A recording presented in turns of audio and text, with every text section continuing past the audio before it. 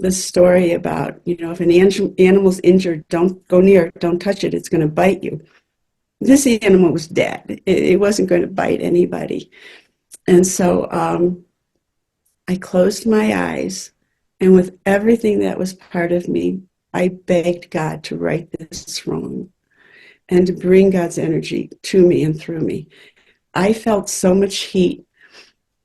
I was burning up, and it wasn't that hot of a day. And Bruce even felt the heat coming off of me. And then suddenly I heard Bruce gasp. He's like, and so I opened my eyes because I didn't know what was happening. The squirrel literally got up.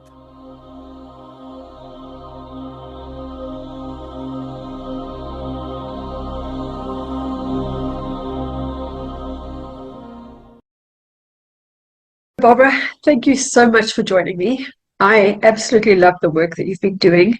And as always, I don't like to share what it is specifically you're doing because I prefer you to share it from your own experience with the audience. So if you could just tell us a little bit about who you are and what led you to be doing what you're doing at this point. All righty. Thank you so much. And thank you for having me. There's a saying that you teach best what you most need to learn. And when I grew up in a very brutal childhood. There was sexual abuse, physical, mental, emotional. It was just very brutal. And because of that, when that happens, the immune system begins to break down. The immune system can only take so much stress until you start having physical problems. So I developed a heart condition. I developed asthma and allergies to everything. One doctor said we should just put you in a bubble because there was nothing I could eat or drink hardly that I wasn't allergic to. And it was because of the stress in my life and the lack of support that my body was just saying, I can't do this. I can't do this. And so that in and of itself led me to wanting to know how to heal, because being in the situation I was in this body that was suffering so much, there had to be a way to fix this. And from the time I was 3 years old, my mother said I talked about life on other planets and otherworldly topics, astrology and Christ and messages and finding lost animals. At first they thought it was entertaining. And then it was like, oh my God, she's right, when I would give life-saving messages to them. So, but at the core of all this is always to be healthy. How can I feel better? People do things for two reasons in life. They either want to get out of pain or they want to feel better. And I wanted both. And I had this link with spirit, with the masters of light, with God that was always feeding me information. So healing came by a very hard road of needing self-healing because I would feel it in my body. This didn't come, even though I've had a couple near-death experiences, it didn't come from a near-death experience. This was, I like to say, this is the way God made me. And so when I would start doing channeled readings or intuitive readings for people, I would feel briefly the pain in my body. And as soon as I would tell them, it would be gone. So I acknowledged it and it was gone. And I worked with several people who were very accomplished. One woman worked with patients in comas and was studied by different universities. And she was very territorial about my abilities. She was grooming me. And I found that was very difficult for me because I just needed to work with God and I just needed to work with the light. And I really didn't want anyone telling me how to do that because I didn't find it would necessarily be in alignment with what God was telling me. So all of the healing work that I did, I know it originated because of my own need for healing. And then the readings that I would give, all of that just grew and grew and grew. It never was meant in my mind to be my vocation. This was something I did with animals, with family, with friends, but word gets out, right? And so then people would say, did you know she said she did? And that's how it just happened on its own, although I'm sure it was a divine plan all along. So in order to self-heal, I don't know any way to do that without connecting to the divine consciousness, because especially if you want to help others to heal, if you are running your own energy, you're going to make yourself ill. I'm a Reiki master, so I took Reiki 1 and I enjoyed that. When I showed up for the Reiki 2 class, the woman was very astute and she goes, "Oh dear, I'm sorry you came to the wrong class. I'm sorry you traveled all this way." And I said, "No, this is Reiki 2, isn't it?" She said, "Yes, but my guides are telling me you're a Reiki master." I said, "No, I'm not. No, I'm not." And she was just, she didn't know why I was saying, "No, I'm not." But she said, "Fine, if you want to pay the money and you want to put in all this time, that's fine. But I know what my guides are telling me." So I did. I paid the money and I took the course.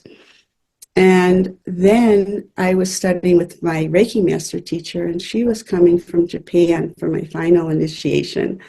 And I was cleaning the house all morning, and I kept hearing this man's voice speaking to me about, "Go to the stream, go into the stream, go into the stream." But I was busy baking cookies, and there was a stream of water by our house.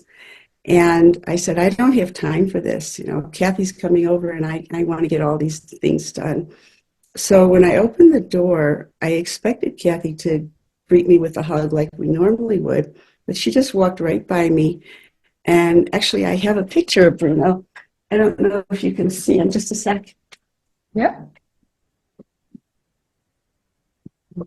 And she put this picture down in front of me on the table, and she said, "Who is this?"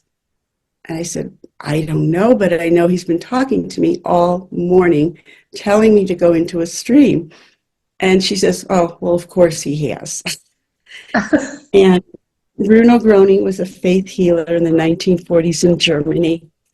And he had credits attributed to him to restoring life to people, to enabling people to walk again. And I just said, "Wow, I don't know. I just know he's been talking to me." And she said, "Well, he wanted for you to know he's working with you again." So without our awareness, often angels or guides or healers in spirit are working with us and through us. But Bruno wanted to make this conscious awareness. So I went to a group. It was called Friends of Bruno. I was so excited to be there. And what was interesting for me is, you know, when we're here and we're teachers, we're teaching certain things. But when we leave, even our learning is advanced. And so we realize, oh, I would have taught this a little differently. And so the instructor was telling everyone, we're about to begin our healing meditation now. And I had glasses on, and she came over to me, and she had this very strict German accent, and she said, "You must remove glasses or you cannot be healed." And I thought, how does God have that limitation? God can't possibly have that limitation. I could not imagine everything I knew about healing and self-healing, God coming to me and saying, "I'm sorry, I can't help you. You didn't take off your glasses." So I left my glasses on. She wasn't very happy with me, but I tend to follow what I feel inside.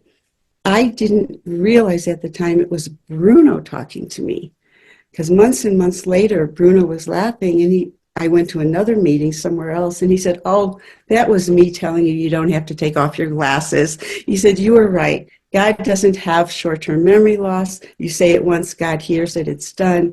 God doesn't worry about if you have jewelry on or if you have bracelets or glasses.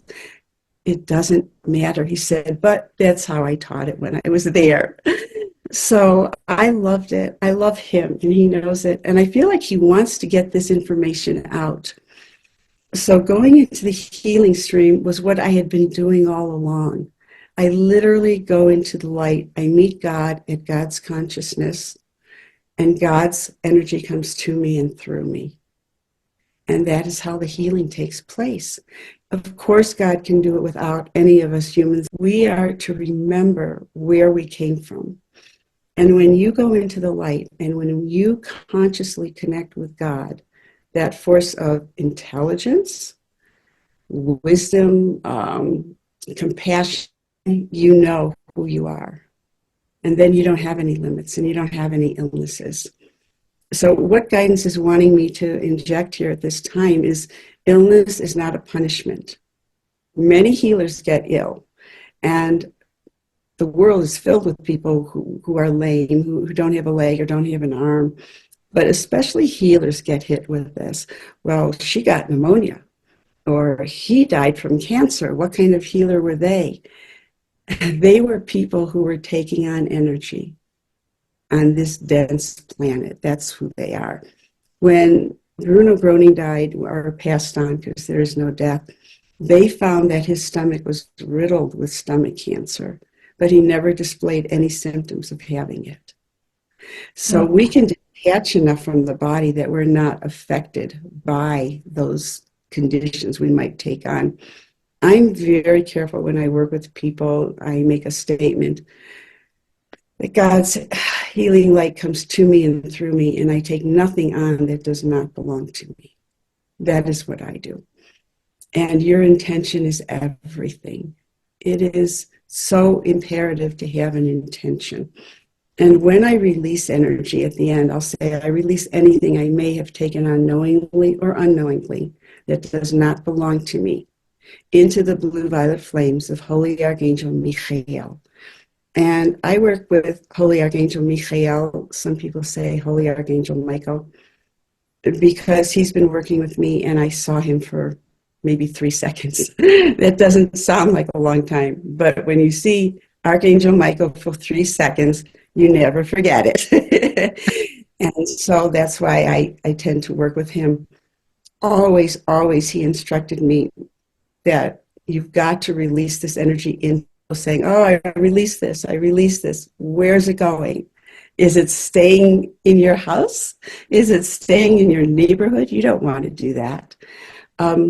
I never return energy to somebody. I never do that. I always return it into a receptacle and ask it back into the earth, because the earth has enough problems with us as it is.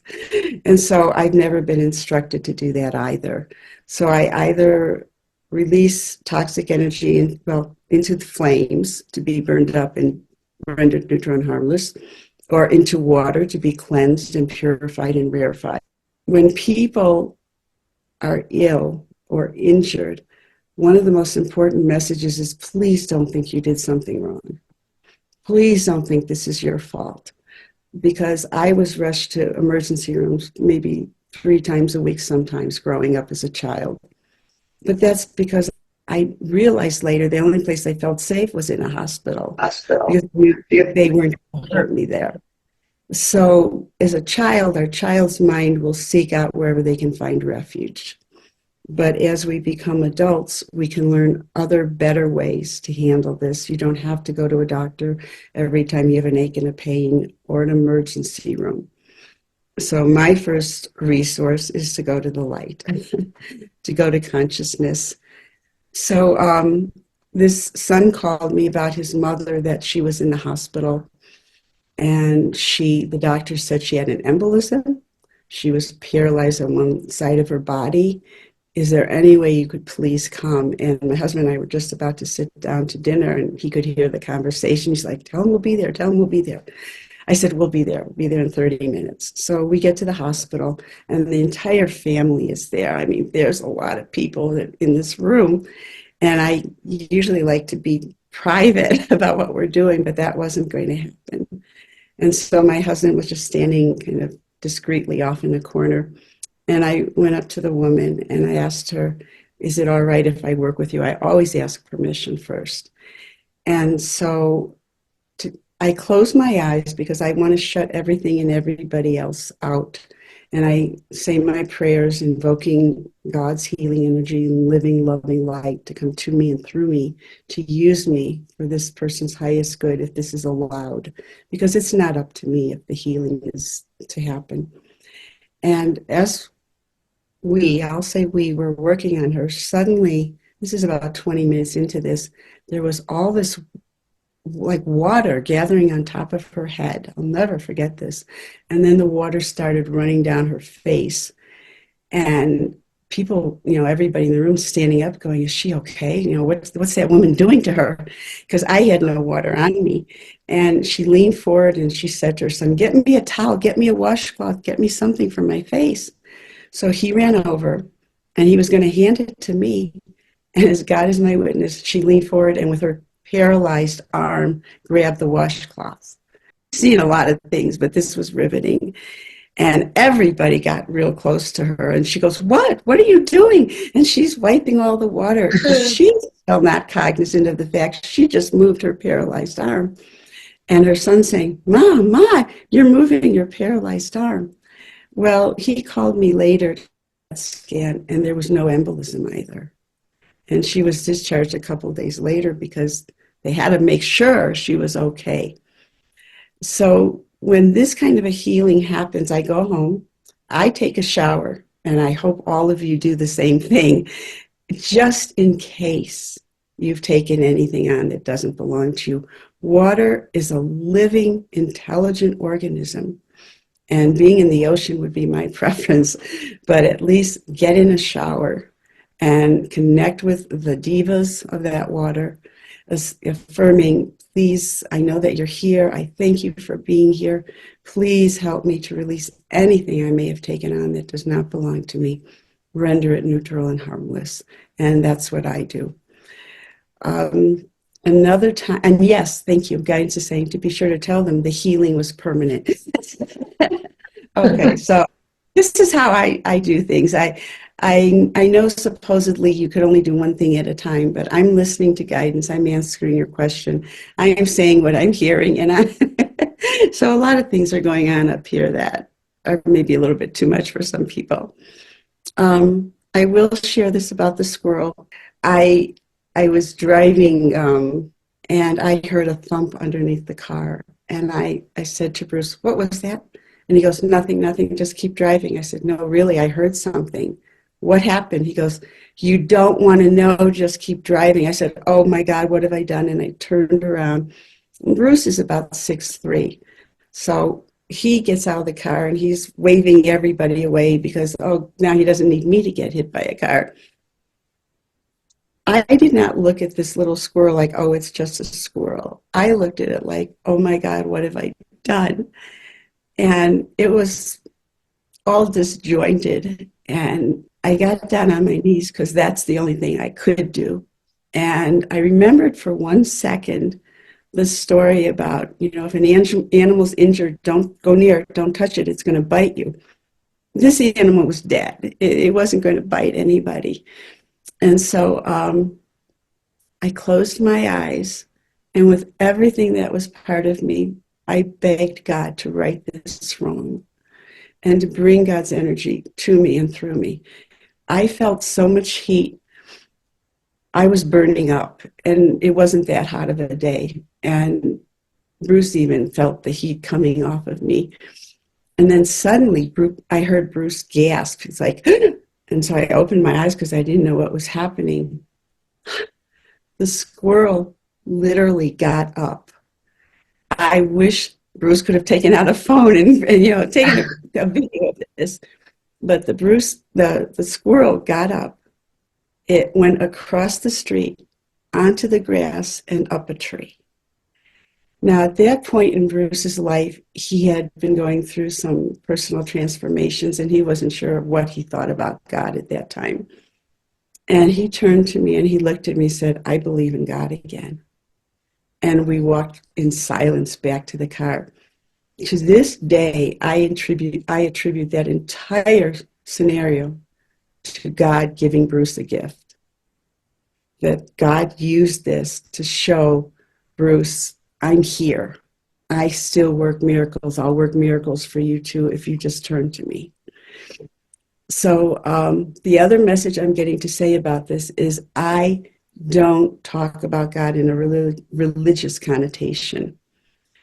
Whether I've been in God's presence consciously, nobody has ever mentioned religion, ever. If there's a religion in the light away from earth, it's love.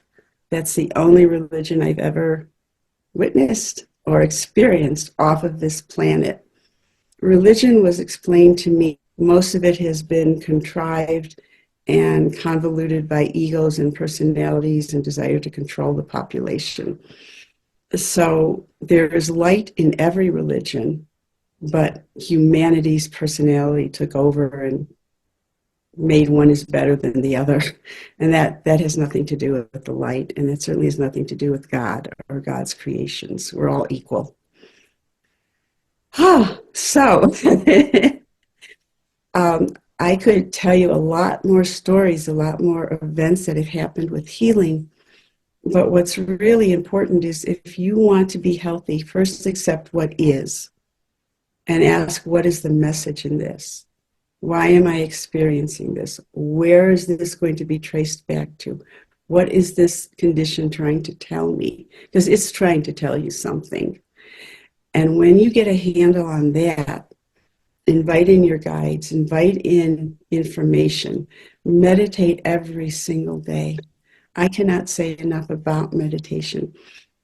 If it's intriguing, I'll say meditation is anti-aging, because it is. Meditation will, if you do it enough, turn back the time, turn back the age. It just does, because it rejuvenates everything. When you meditate, it raises your vibration, it raises your frequency. We have something in our body called, just for communication purposes, the death hormone or the life hormone. At least that's how I look at it. Stress is killing our body. It kills us in body, mind. It wears us down. When you meditate, it eradicates the stress. It transforms and transmutes it. So the life hormone can come in and repair the damage. What would you like to ask? A lot. So firstly, wow, those are amazing abilities. And I think, as you said, it's not just about you doing it, it's allowing yourself to be the conduit, to be the channel. And part of that is something that you've obviously taken on and said, I'm prepared to do that. Do you think you've always been a medium or a channel in other lifetimes? Yes, I know for a fact I have. Again, when I talk about Christ, this is not Christ as a religious figure. I met Christ when I was just a child, and I know he came as a comforter and a friend and a confidant and a teacher. And he showed me the lifetimes that we had where he taught me about healing, and where we sat and we talked outdoors, and he told me nature is very healing. Of course, you don't want to be in an area where there's a lot of pollution, right? What we're doing to the planet, unfortunately. But nature was designed for our healing. Our cats, our dogs, our horses. When I woke up this morning and I'm between those realms, I saw elephants coming to me. And I have a real affinity with the elephants and with dolphins. And I've swam with the dolphins. And so I have done these things in so many lifetimes.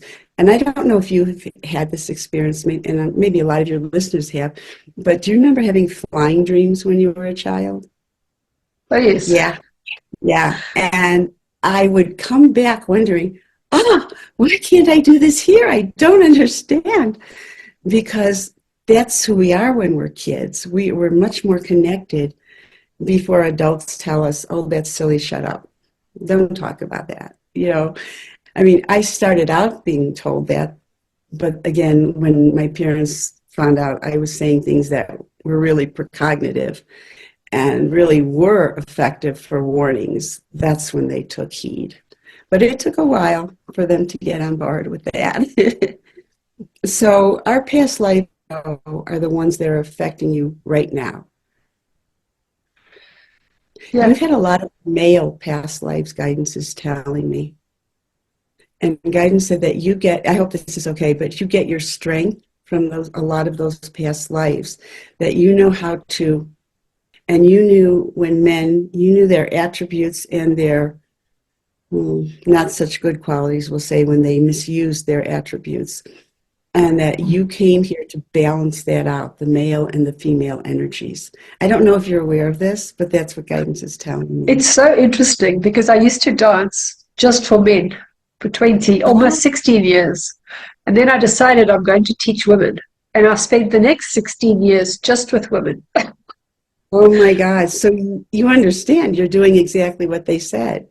You're Yeah. balancing the masculine and the feminine energies here on the planet, and you're teaching and helping people how to do it.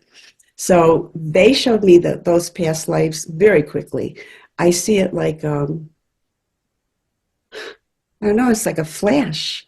It's just like a flash goes right before my consciousness and I see it. So when I receive information, I see it, I hear it, I taste it, I smell it. They're giving me apple pie with you. Lots of delicious, delicious apples. I can smell apple pie all around you. And they're laughing about an apple a day keeps the doctor away. But they're saying apples really are healthy. The pectin is healthy. The fiber is healthy. Eat the skin on the apples. And they're saying for you to have apples around you all the time. Have a bowl of apples. I don't know how much you eat apples. I have one almost every day. Okay. All righty. So that's how I receive information. And every sense imaginable, I use all of them, my physical and non-physical senses. You have a sweet little girl around you. She chose not to be born. And she said, I decided I did not want to come in because I knew I could learn more from you if you're there and I'm here and I'm observing you. Wow. And so she's around you a lot, a lot. I would suspect you probably see purple when you meditate. Yeah? It used to be my favorite color. I don't really see colors. Um, Okay. Well, let me just tell you, it's her vibration. okay. And it was your favorite color because you were drawing close to her. And she was, thank you. She's telling me, I drew close to her first. Okay, I want to honor that. So you didn't choose it as your favorite color. She impressioned you with the color purple and Wow. made it your favorite color because she meets you on that vibration when you're asleep, when you don't know it. You meet with her. So, okay, I am just going into a lot of different areas right now. I hope this is okay with your listeners. Yeah, sure. So when past lives are accessed, again, guidance has told me it's only because it is going to affect you in some way this lifetime. Otherwise, they consider an old soul or a young soul just depending on how many times you've been to this planet, because you're a burst from the light, the original light. So if you've come to Earth a lot of times, you're an old soul. If this is your first experience on Earth, you're a young soul. And that's how they discern between young soul and old soul, the way it was explained to me. It doesn't mean you were born before someone else. It just means you've had more time here. And we That makes learn a sense. lot faster here. Yeah. Well, people want to often meet their soulmates, and everybody you meet is your soulmate. Everyone is your soulmate. And a lot of times people ask me, how do I know what my path is? And I said, whatever you're doing, you're on your path. You can't not be on a path. So is this the best possible path? Is this the easiest path for you? Is it the healthiest path? It's the path you chose. If you don't like it, choose a different way of doing it. Karma is misunderstood sometimes. I'm just going with what guidance is throwing at me now. Yeah. So guidance is saying karma is something only to get your attention. So if you have your astrology chart done, for instance, and I don't do astrology, and someone says to you, oh, you've got a lot of karma, that just means that you have a lot of different things to look at. But as soon as you look at it and you learn it, it's done. It's over. You don't keep reliving the same karma unless you choose to. And then that's another story. You know, you can make this the slow way or the easy, quick way and get out of it. So karma is done when you understand the lesson. So if you look at what's going on in your life, that's going to be a clear message what you need to look at in your life. And you don't have to know every past life. You just have to say, is this life supporting and life nurturing? Or is it the alternative? Because if what you're doing is not life supporting and not life nurturing, then you need to make changes, because the alternative won't be very pleasant. Yeah. Okay. And yes, our pets go into the light. All of them go into the light. They go, children, when a child passes on in utero or sudden death syndrome, children always go immediately into the light, instantaneously. It only means, from their perspective, they didn't have a lot to finish up. It is a blessing when a parent was generous enough to sacrifice their emotional body and physical body to bring a child in for such a short time. This is actually discussed and say, all I need to finish up is this 30 seconds. I know it's going to be hard for you. And if you think you can handle it, will you let me do it? And that very brave, strong, courageous soul says, yes, I'll let you do it. But then the mother, the parents, the family are left grieving. People understand to their very core that there is no death. They won't talk about near-death experiences anymore. They won't grieve. They will know that it is just like when you send your child off to kindergarten and they're busy doing what they're doing all day. We are giving them their freedom when somebody leaves. They're going on to another level. They're graduating.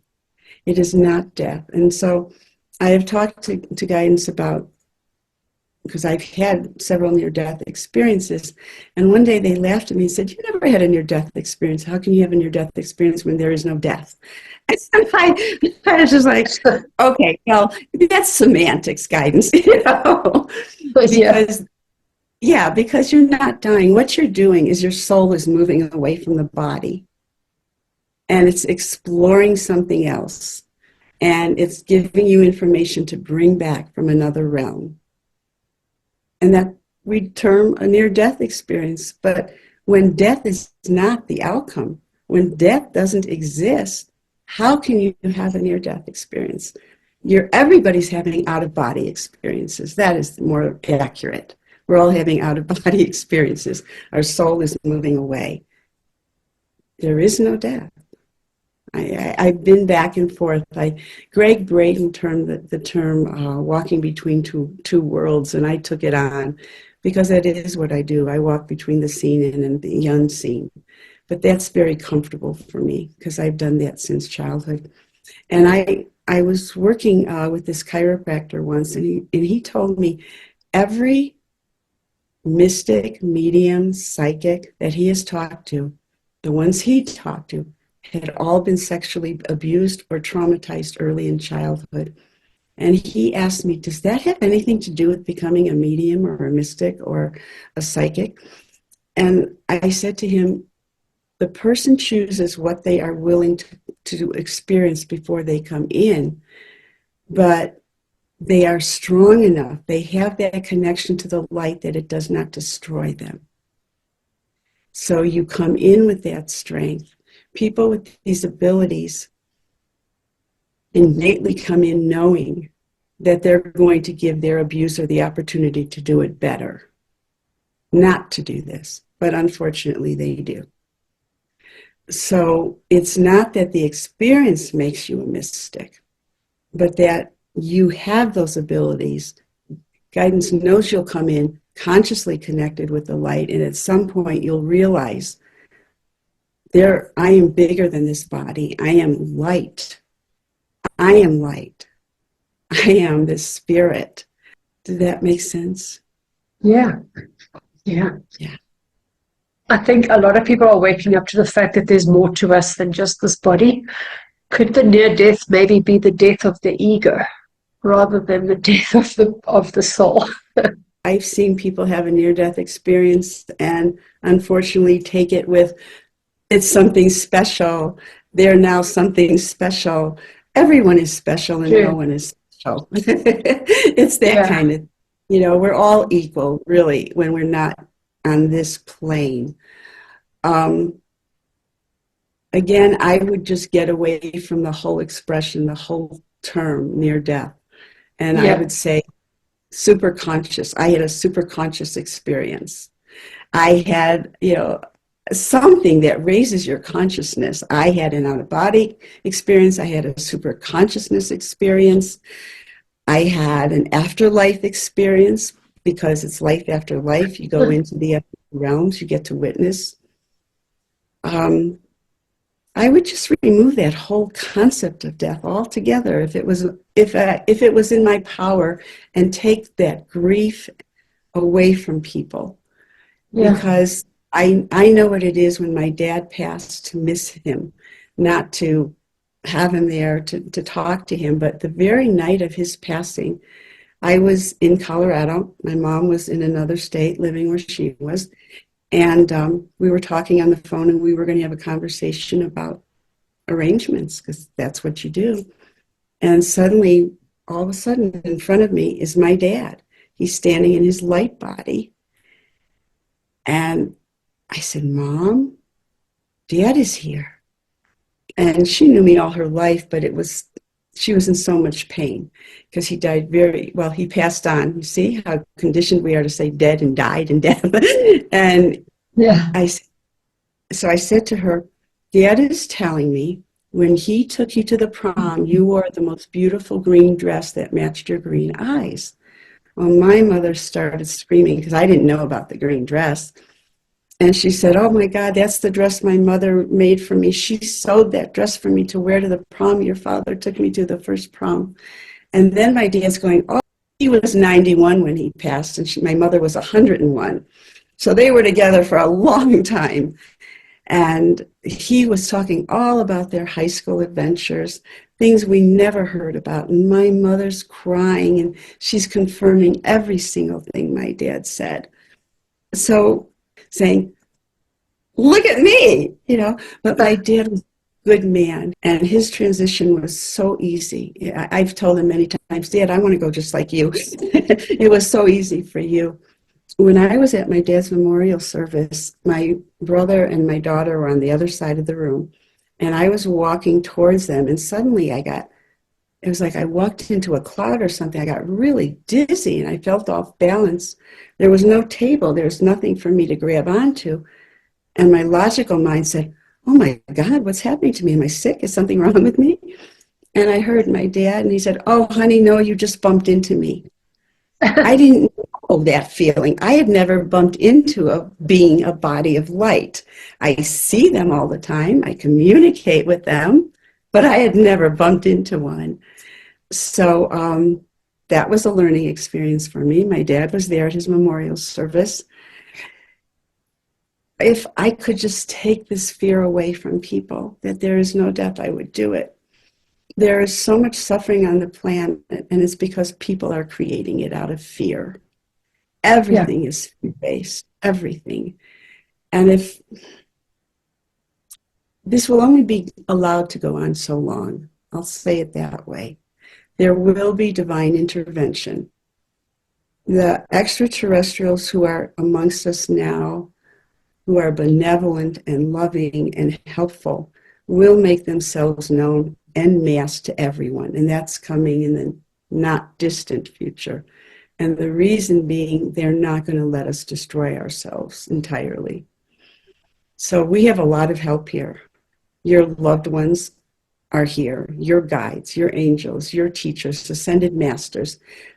If you will meditate and raise your frequency high enough to be aware of this, your world will make more sense, because you'll know all of this is just for the learning. It's a big schoolhouse here, and sometimes the lessons are painful. Yeah. But it's going to get better. And I don't want to give the time frame because I know it can change, but I've been given dates by guidance, and so far they've never been wrong. But that only means, like when people call me after reading and say, oh my God, it's been 6 months or a year, everything happened. And I tell them that's only because you didn't change anything. If you changed, if you went due north instead or way far east, you would have changed something. So sometimes with giving predictions, it's much easier to change things on a one-to-one level. But when you're talking about predictions for global, you pray and you hope with all in you, everything that's inside of you, that people will wake up, that they will change this, whether it's Nostradamus or Casey or Baba Vanja or the Hopis. There are predictions and they say, this is only as it is seen now, please change it. Take care of one another, take care of your planet, take care of everything here that's been given to you. They're all hoping that we get it together. Me too. Me too. Yeah. Me too. So I've got a question about past lives, just going back to that. If somebody, for example, is born and they have a physical intelligence, I'm going to assume that in a past life they had a physical intelligence. It's something that they learned. So it's something that they honed in and they became really good at it. Are we as souls, are some souls saying, I'm going to become good at this thing? For example, I'm going to become good at being a healer, or I'm going to become good at being a president, whatever, you know, or are we able to do all of those things? Because I do believe that if you are a healer, it is from past lives. You've gotten good at it, and a lot of people say, yeah, my mother had it, my grandmother had it, and it's passed down. But some people have more of a predisposition than others. Is it in the DNA, or is it something that everyone can learn, and is it something that everyone should learn? We go one of two ways. Sometimes I will see where a person was a renowned pianist in a lifetime, and this time they have literally no interest in the piano or music because they did it, they mastered it. They're like, I don't want to go there again. I want to do something new and different. So sometimes what you've mastered in a past life, you don't want to do that again. I did an interesting read, and I don't usually remember much about readings when I do them for people, but guidance is bringing this back. And they told this one woman, you're doing this now because you mastered so many things, you forgot about pain and suffering. And you said, I don't understand human nature. I don't get why they're doing this. And they said, do you want to? Do you want to remember? And you said, yes, I do, because I just don't understand this. So she had mastered all of this, but she came back into situations she didn't have to because she wanted to remember the human condition and give her a sense of, oh. So we can use this any number of ways. What you're saying is absolutely true. You can master it and then bring it forth into this lifetime and utilize it. Absolutely. And when I was a child, I kept saying I would be dead at 30. I'm going to be dead at 30. I'm going to be dead at 30. At first, it was just one of the things I said, and then it was extremely annoying. And then I went blind. My guidance said, if you go in the hospital, you die in the hospital. And I had 2 kids, so I didn't want to do that. And that's when I saw another soul that was going to come in. I went home. My mom was there. She took care of the kids, and the room was filled with bright light of beings. I could call her my higher self because it was like she was a part of me. And she literally allowed me to leave, and she came in. And she was here for about 30, a little bit over 30 years. And it was last year, January of 2023, when it was decided between her and I that I was ready to come back. I had healed enough, and I wanted to finish the life I began. I did not know that could happen. I didn't. I had read the book, someone gave me Ruth Montgomery's book, Strangers Among Us, and Ruth Montgomery talks about walk-ins. I looked at it more as an exchange of energy, an exchange of light, or a soul exchange. But that was her term, walk-ins, because they just walk into an adult body. And that exchange took place that night. And the next morning when I woke up, there was nothing wrong with me. Literally, I was the picture of health. I packed up my kids, gave everything away. We moved to California. I was such a different person. There was nothing of me hardly there at all. as far as health and strength and able to do this, that, and the other thing. But it's so interesting to be back here. I'm speaking as the person who originally had this body. It's interesting. And when I talked to my husband about it, he goes, I don't know if I notice any difference. You're just still the same way you are, right? You know, so it was not the dramatic difference like it was when I left. When I left, it was extraordinary. This time it's not, because I have come up to that level of the soul who was in the body. Does that make sense? So where did you go? When you left, where did you go? I spent so much time with healers in the light. When they have aha moments, most of the time it's either because their higher self is giving it to them, or because we are. And I say we because I did a lot of that. I did a lot of, it's like standing next to somebody and whispering in their ear. And they suddenly go, you know what I think I'm going to do? I'm going to write a book. And they know exactly what I'm going to write about. It wasn't their idea. And I did a lot of that. I also did a lot of working with children. A lot. Maybe it was because of all the brutality I suffered from. But I did so much work with healing children. And I meditate at usually 2 hours a day. So it can go longer, but for sure morning and evening, an hour each time. And at the end of my meditations, when I'm seeing this light opens up and faces come out. And I'm going to share with you, in one of my most recent meditations, all these children were coming out of the meditation. They were all looking at me. And I'm going, wow, I don't know any of you, but oh my God, this is so beautiful. And I loved seeing their little faces.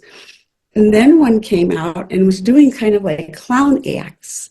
And I said, what is this for? And I literally heard God say, entertainment. I said, entertainment? And God said, yes, they're thanking you for everything you did for them and for what you're going to do for them. And I had such chills, and I knew it was true, that I'm not finished. I'm not done with that aspect.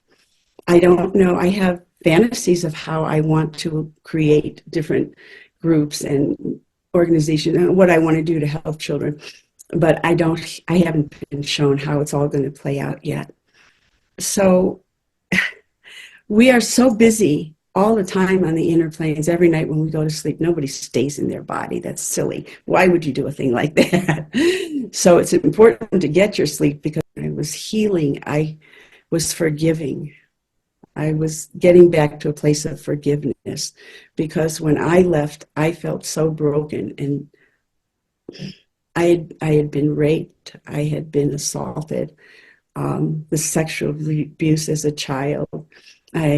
I couldn't take anymore. I hadn't healed from any of it, and I just couldn't do it anymore.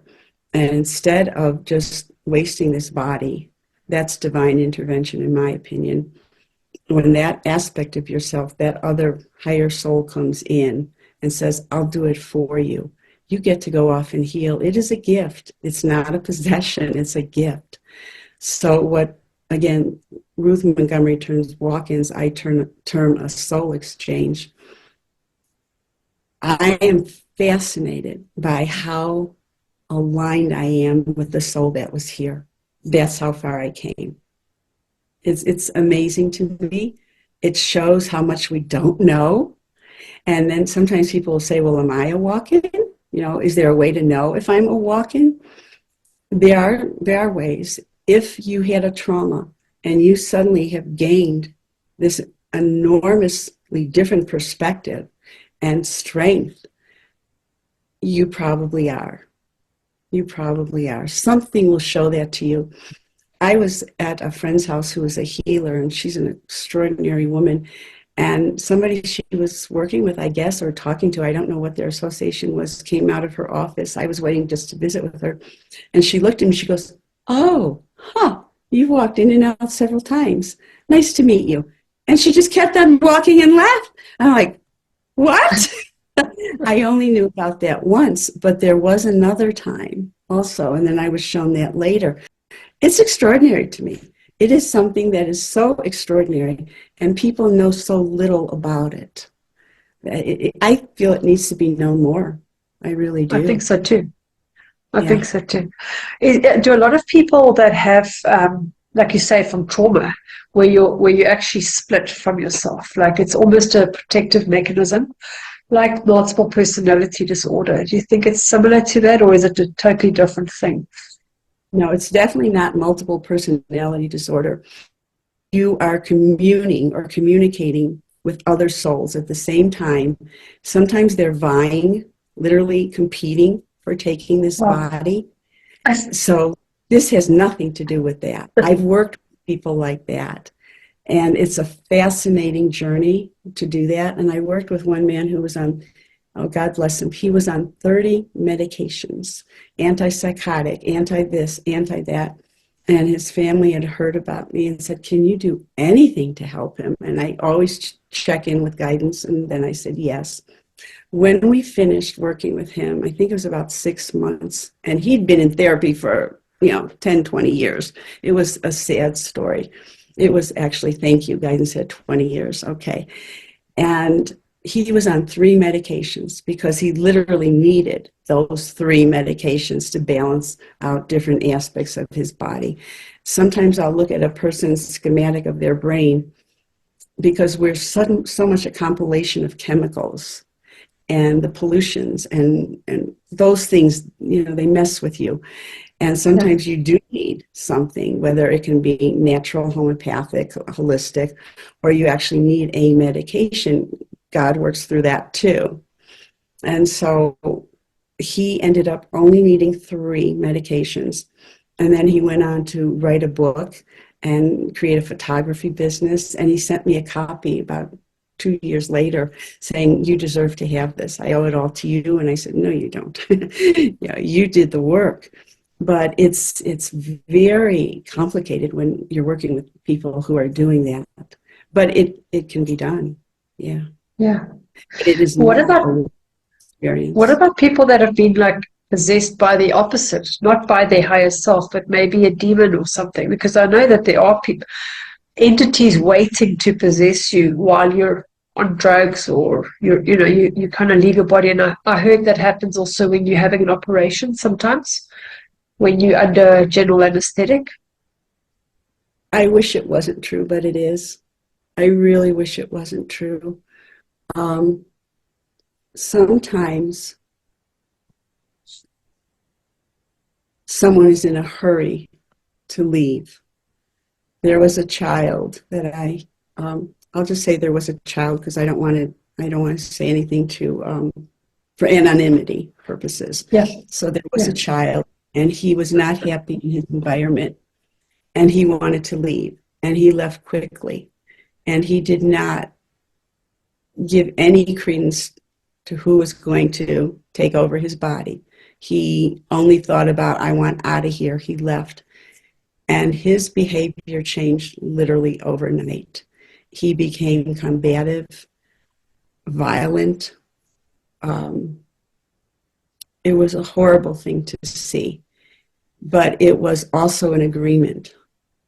It was an agreement. I don't understand all of God's workings. I really don't. But God allowed it. I don't believe there's anything more powerful than the God force, but certain things are allowed. And I'm being told now that this was allowed because the people he was going to interact with as he grew up in his adult life had to learn these lessons. And he was going to be a wonderful teacher to teach them.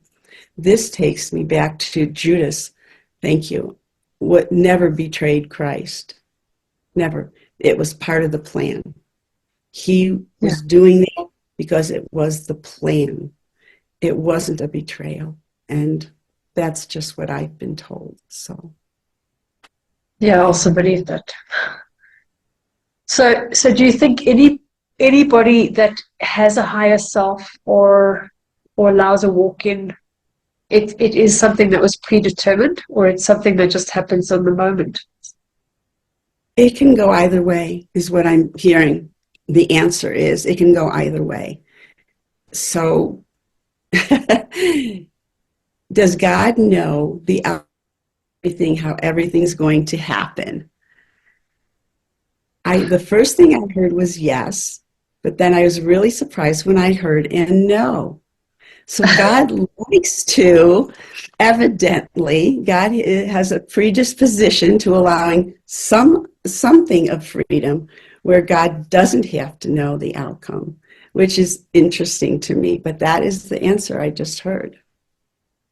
Yeah, well, So doesn't God also keep evolving with us? As we evolve, God yes, evolves. It's it's yes, it's just yes, a continuing journey. yeah. God is an intelligence. I had done so many things in my lifetime. I had made myself invisible. I had bilocated. I have, oh my God, the list is just very lengthy. And at the end of it, one Sunday morning after I had given a talk, and I had done a healing, Christ very often would heal through me. And when he does, sometimes my brown eyes turn emerald green. And that particular day was the first time this congregation had ever seen that happen.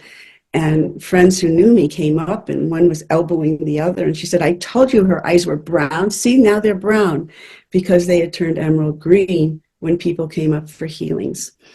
So where am I even going with this? Probably have to pause this, because I literally just saw Christ standing here in front of me. So I sort of, just a minute. Uh,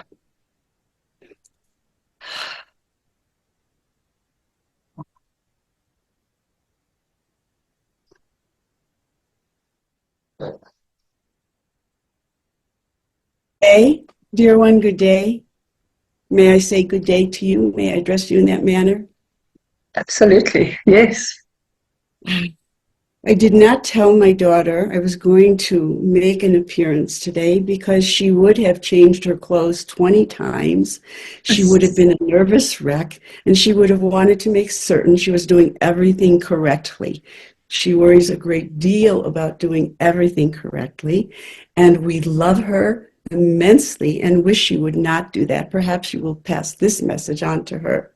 In so doing, what we want to say to you is we honor you, and we adore you, and we love you, and we love you for all of the work that you are doing here. Thank you so much for being here.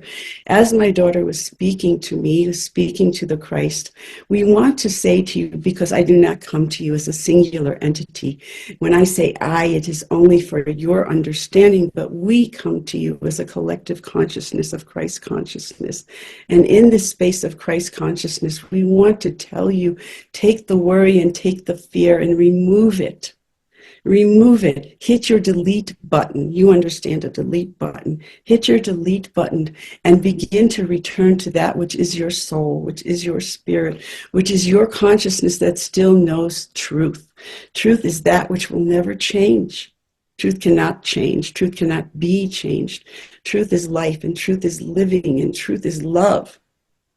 Indeed, truth is consciousness. Consciousness is love. When you are in consciousness, you are in love. You were made from love. You can only exist in love. You can only grow in love. You can only prosper in love. And so we say to you, here is your shortcut. Here is your condensed version, if you will. Be in love.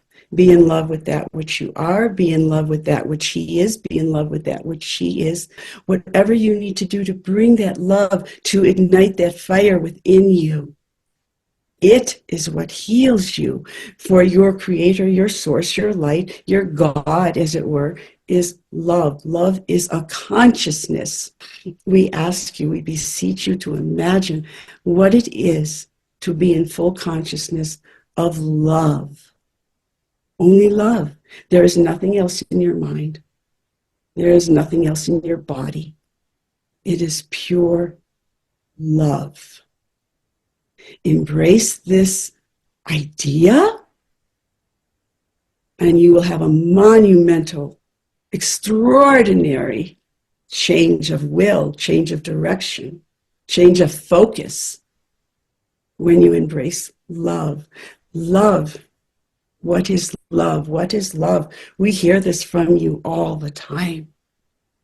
But he said he loved me. He broke my heart. He did not break your heart. His fear broke your heart. His fear moved away from the consciousness of love, and that is what broke your heart. And your heart could only be broken because you stepped away from your knowingness that you are consciousness, and consciousness is love. So each time you separate from consciousness, you are separating from love. You need to become conscious. Indeed. What might you ask? Well, thank you for coming through, firstly. How does one connect with that love if you don't know how to feel it?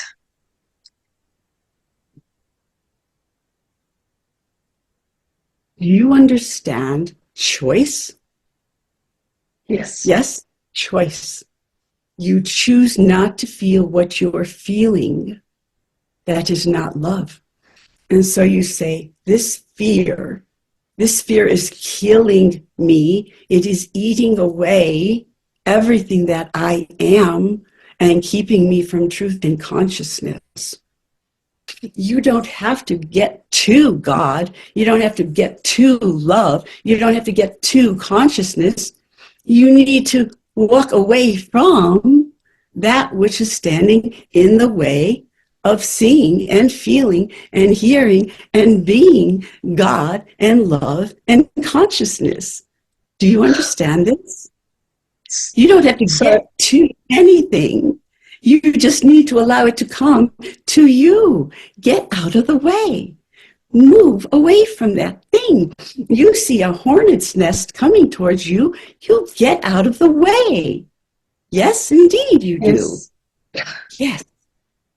Okay, so if you're in an environment where there's a lot of negativity and hostility, would that also mean that you get out of that environment? Indeed, indeed, yes, indeed. You remove yourself from that environment. Leave that environment to us. We will remedy the situation in our manner, in our fashion, in our way of working with lack of consciousness. Remove yourself. This is not a sin. Oh, in your religions, there are some belief systems that what you call a divorce is a sin. Or your ego system says it is quitting. It is not quitting, it is retreating in strength. You understand retreat in strength? Retreat in wisdom? Retreat into your consciousness. And then you are empowered. Then you are in love. Then you walk freely. Be free. Be a free man. Be a free woman. Be free. Do not allow yourself to be constrained. You understand? Yeah. So you must move out of that. Your wars are not solving your problems. They are not solving anything. They are temporarily creating more problems. You just don't look down the road far enough. That is a problem. Yeah. So how does one love when there are definitely beings trying to take over the earth and they're not interested in that love? So loving them wouldn't necessarily work. How would loving each other help you to shift? Indeed. Indeed. Do you know who is wanting to take over the earth? Those who are attracted to your hatred, to your anger, to your violence, to all the appalling attributes, those who are attracted to that. You are bringing them to you. If you do not entertain those qualities, they don't care about you. They will not even come near you. When you are in a Garden of Eden, as it were, since this is a story now, if you were in a Garden of Eden, they would not come because you have nothing for them. You have nothing to give them. This is going to burn itself out. this flame of destruction is destined to burn itself out. You have, as it were, termed a doomsday clock with seconds to go to your doomsday. Indeed. Your doomsday will be your birth. It will be your new beginning. Are we able to change that timeline and make it faster, or is it not necessary? It is not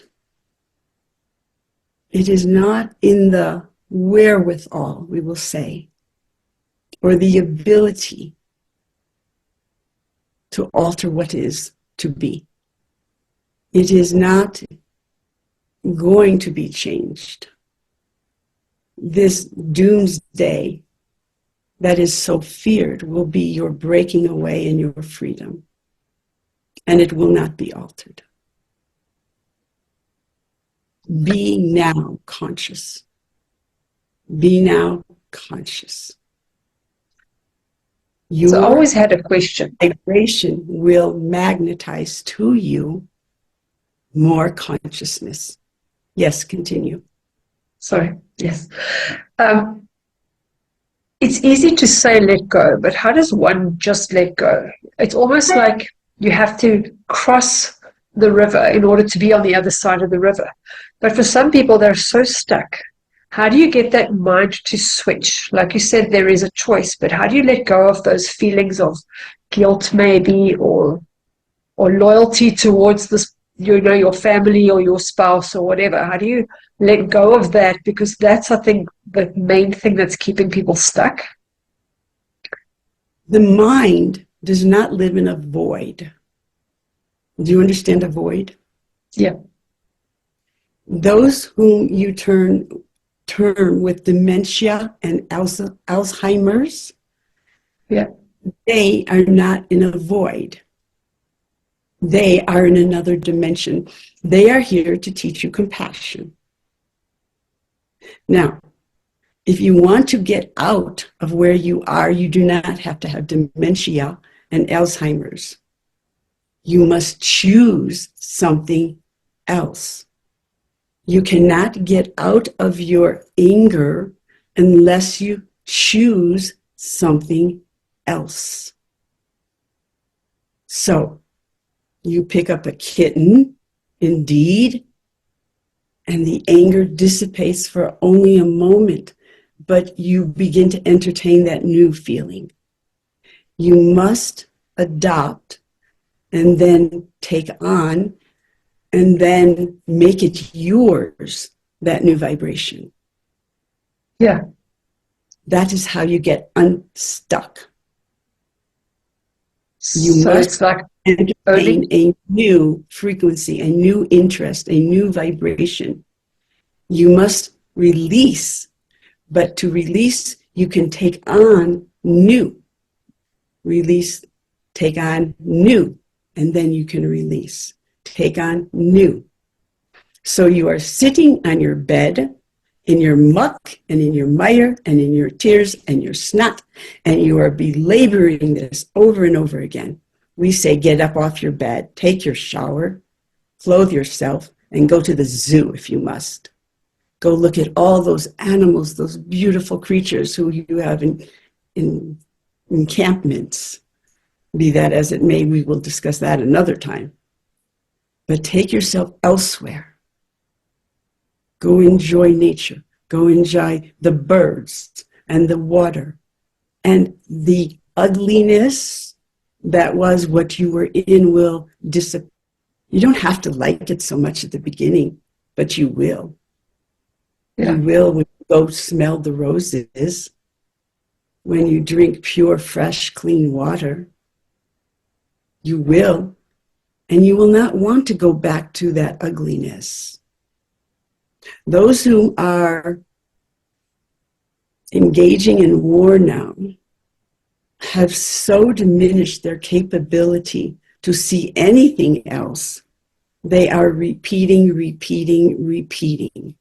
If you look at it from that lens, you will see they are only repeating only that which they will let themselves know.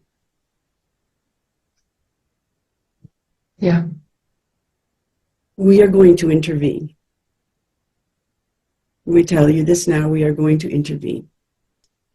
And it is coming close to its ending. That we need to have love in order to be safe. Is that true? That if we just stay in love, we'll know where to be. And when things happen, we'll be in tune and we'll be able to avoid certain things if we're meant to. Let us understand this. You, may I address you as your spirit? Yeah. Are safe. Everyone's spirit is safe. The only thing you have to fear is your body and your state of mind and your separation from consciousness. This is all you have to fear. Your spirit is fully intact. Your soul is experimenting until if and when it refuses consciousness completely. But that is, again, another subject for another time. So let us say your soul is intact and will remain intact. Do not cling so that you would give up your ideals and your integrity to save your body. Do not fear death so that you will sell it to maintain it. You must know there is a greater truth. You must know who you are. You must know who you are. And we come to tell you, you are spirit, you are consciousness. Even in your anger, you can be reached. But we know when it is time. We know when they are primed to allow us to reach them. But when we come, this divine intervention all have been praying for, it will not look like what anyone thinks it's going to look like. When we mirror back to you, your light, that will be your Messiah and your great awakening. You are in for a delightful surprise. Indeed. We spend time with you. Thank you for spending your time with us. Thank you.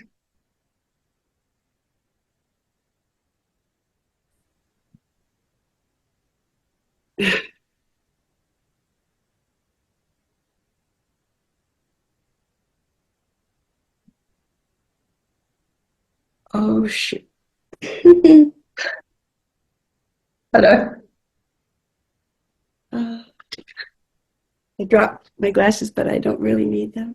I don't know why I wear them when I talk to you. I apologize. I didn't know I was leaving. They said so. I'm sorry. I'm sorry. They said so.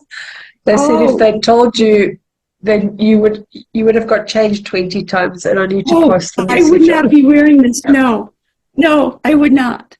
No, I would not.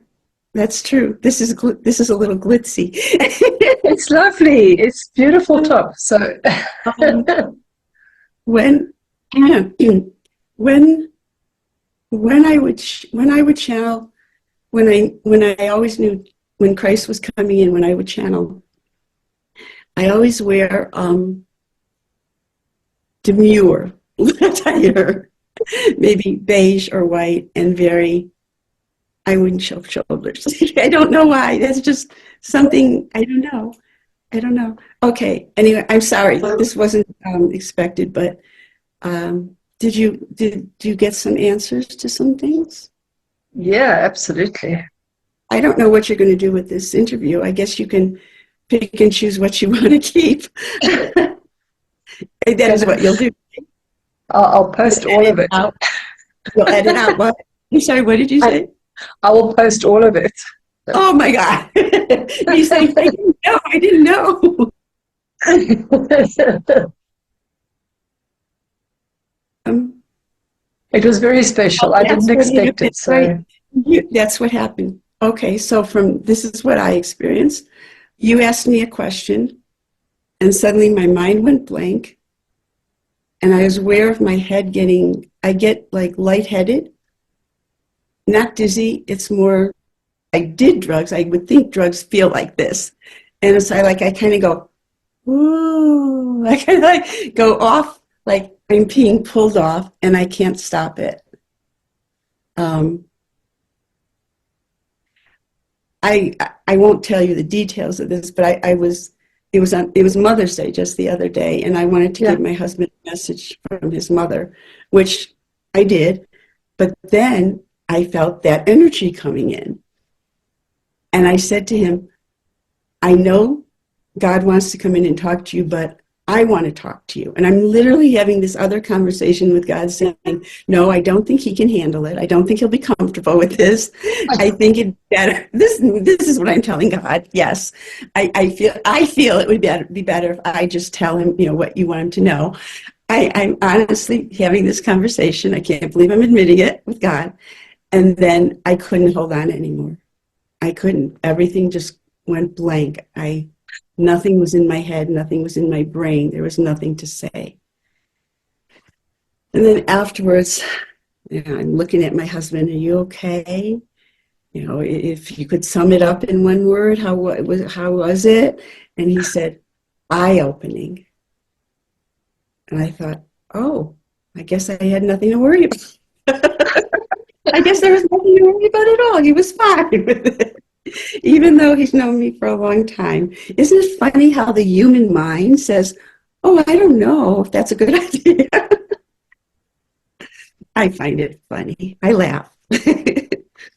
Well, they are coming from a higher consciousness, so they would be coming from love. They wouldn't be Of coming course. from fear, so there would be nothing to worry about. Right. Of course. Of course. But that's what happens. My mind suddenly goes blank. I sometimes ask people, did you see anything? Because sometimes people see light or they see, what did you see? I didn't see light.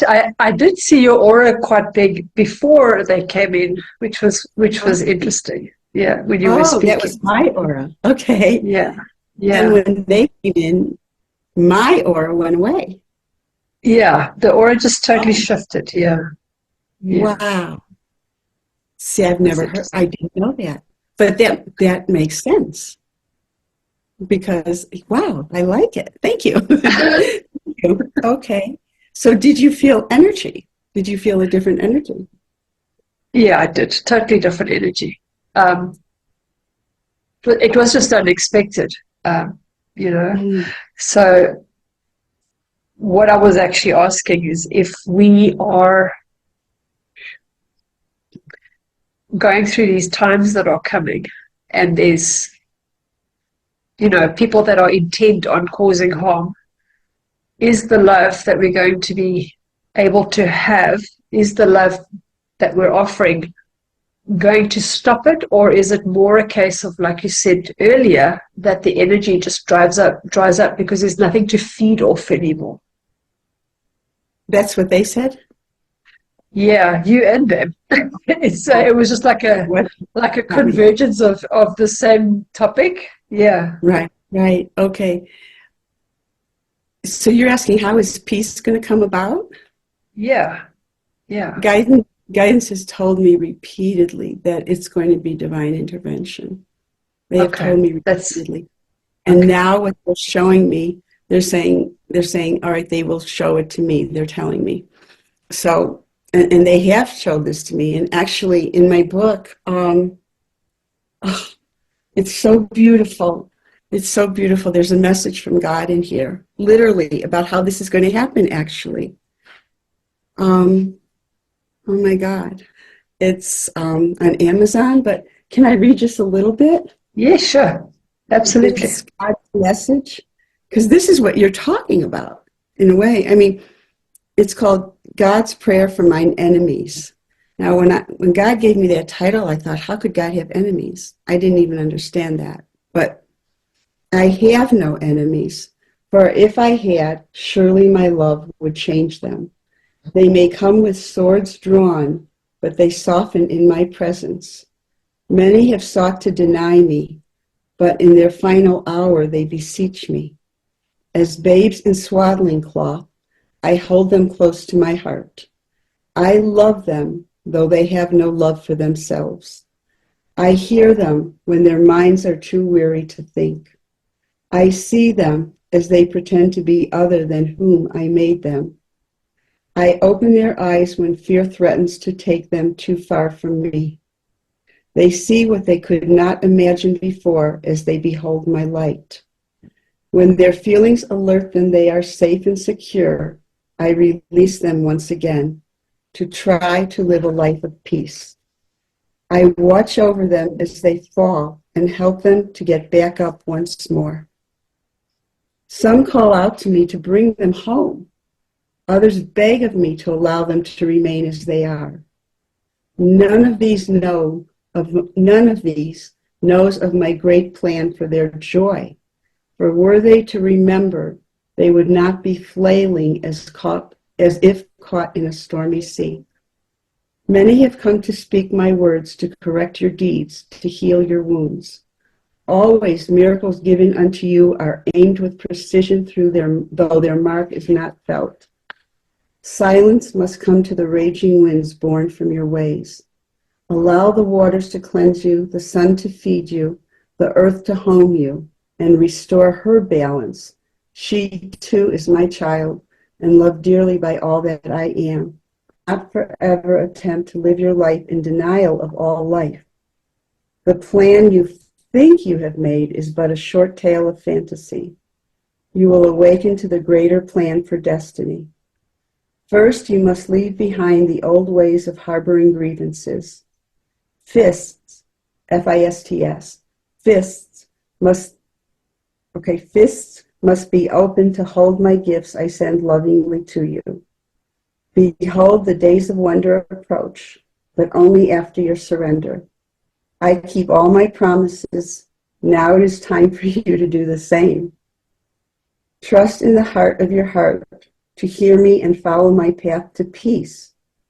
Those who stand steadfast, plunging themselves further and further into the deep, those who have slain my children as they cried out my name, I heard you and brought you into my home to leave those lands to the ones who cannot see. Trust in me and turn to me, for I am always with you. Blind yourself to the visions that haunt you and seek refuge in my home, which awaits you.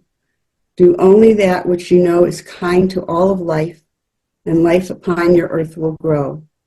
Leave the ones who destroy to me, for I am here, though your faith weakens in the face of no light.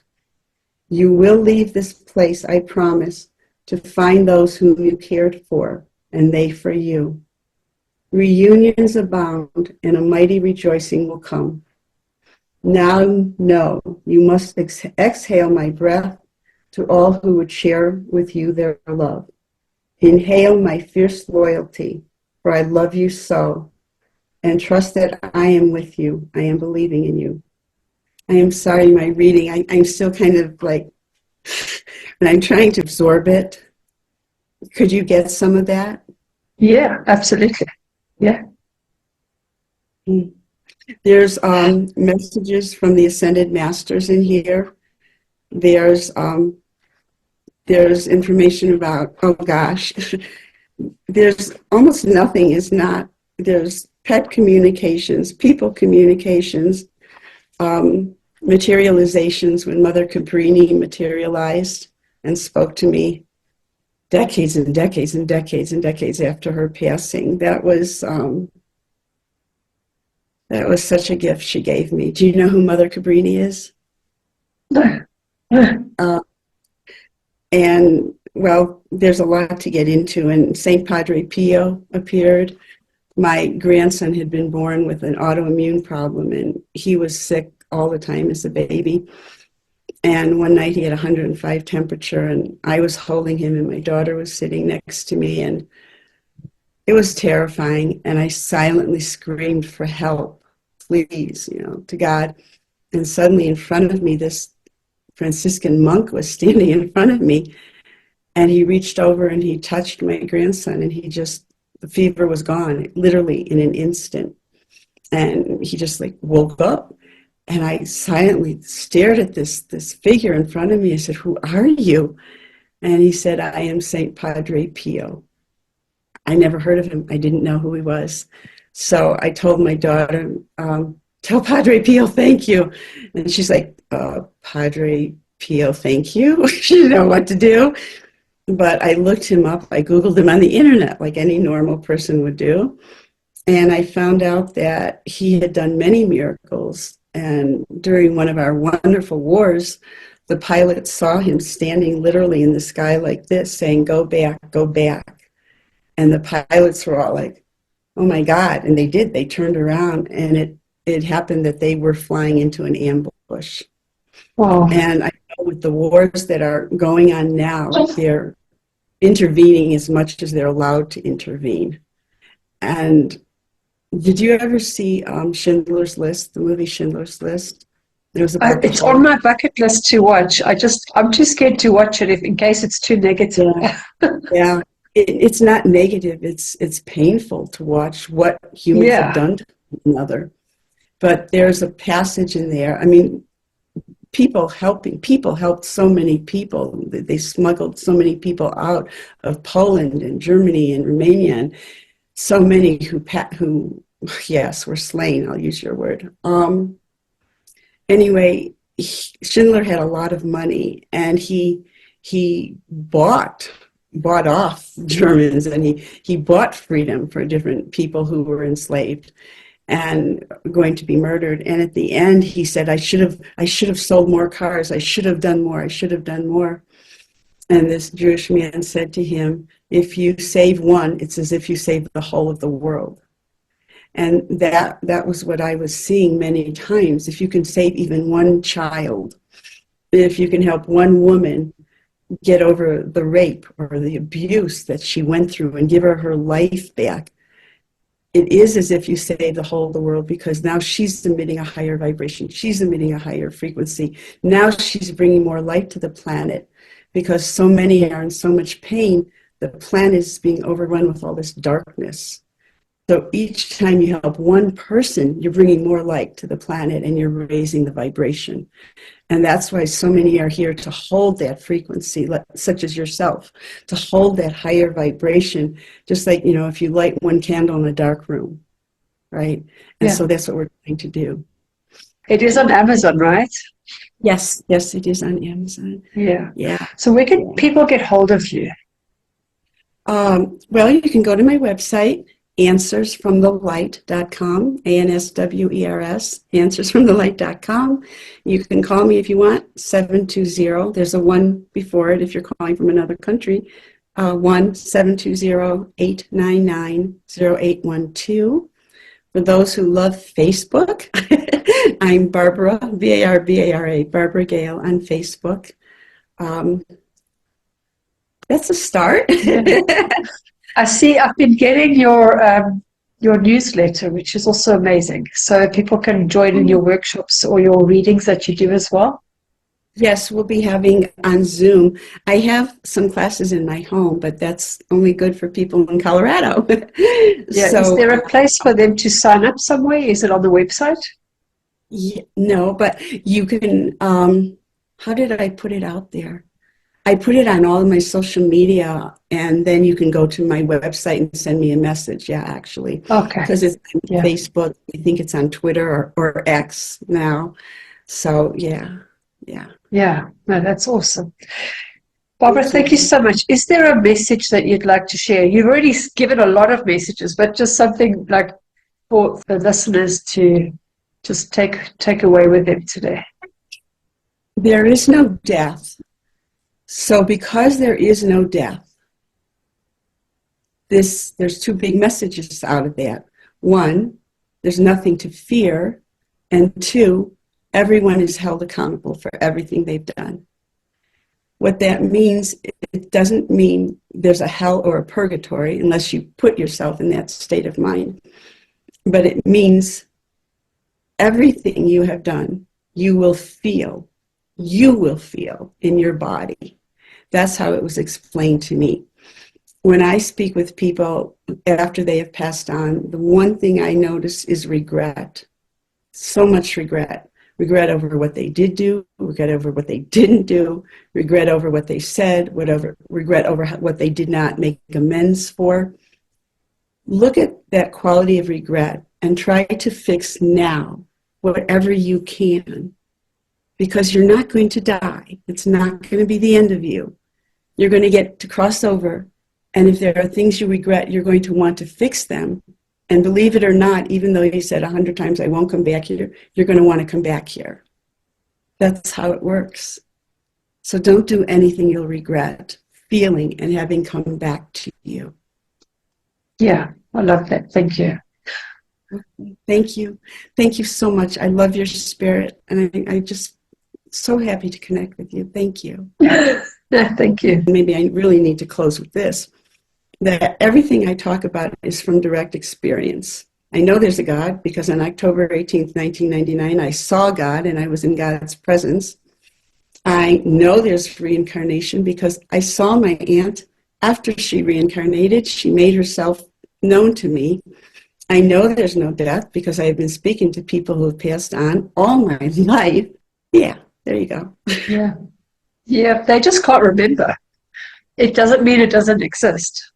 Mm-hmm. That is true. And so people buy into this legacy of knowledge that's not accurate. And what you said is so true. Boy, that opens up a whole door of other information. A lot. Yeah.